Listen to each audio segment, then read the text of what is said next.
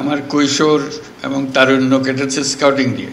আজকে একটা মস্ত বড় দিন, বিশেষ দিন, এবং স্কাউটিংয়ের ইতিহাসও একটা মস্ত বড় দিন। শুধু বাংলাদেশের স্কাউটিংয়ের ক্ষেত্রে না, সারা বিশ্বের স্কাউটিংয়ের ক্ষেত্রে আজকে একটা বিশেষ গৌরবের দিন।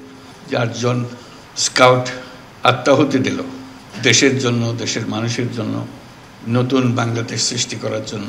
সেটা দিয়েই এই ইতিহাসের সৃষ্টি। স্কাউটিংয়ের ইতিহাসে এরকম নজির আর কোথাও নাই। বাংলাদেশের স্কাউটরা ইতিহাস সৃষ্টি করেছে বলে আমরা সারা বিশ্বের পক্ষ থেকে তাদেরকে অভিনন্দন জানাচ্ছি। সবাই মিলে আমরা একটা হাততালি দিই তাদের জন্য।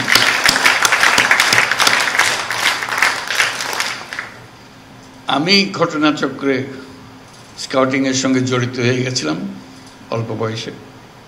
কাজে সেই সূত্রে স্কাউটিংয়ের প্রতি আমার দুর্বলতা বলো, উৎসাহ বলো, আমার বিশেষ কৌতূহল বলো, সব জড়িয়ে আছে। আজকে বহুদিন পরে একটা স্কার্ট পরতে পারলাম, বেশ ভালো লাগলো।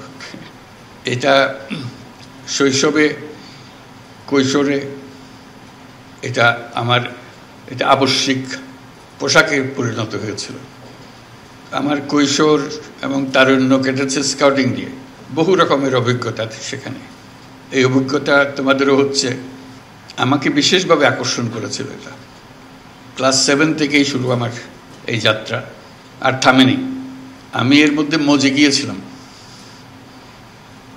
এত ভালো লাগতো এটা আমার কাছে। অনেক জিনিস স্কাউটিংয়ের আকর্ষণ করার মতো।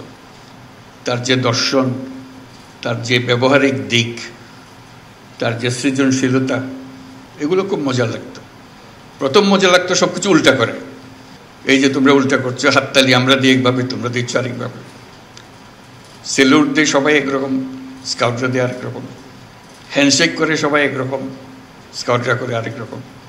কাজে এটা মজা লাগতো যে উল্টা কাজ করা। শুধু উল্টা কাজ করা না, সেটাকে প্রতিষ্ঠিত করে ফেলা। যেসব জিনিস স্কুলে, পাঠ্য বইয়ে, ক্লাসরুমে হয় না, হঠাৎ একটা মুক্ত আকাশ সৃষ্টি হয় স্কাউটদের জন্য। ছুটির শেষে, ক্লাসের শেষে স্কাউটিং শুরু হয়। তখন সবাই ক্লান্ত থাকার কথা, খুব উৎসাহ বেড়ে যায় তখন সবাই। এতক্ষণ ক্লাসে বলে ঝিমালো, যেই মাত্র স্কাউটিংয়ের সময় আসলো সবাই চাঙ্গা হয়ে যায়। ওটার জন্য সবাই মিলে অপেক্ষা করে, কারণ এটাতে সবাই মজা পায়, নতুন কিছু করার সুযোগ পায়।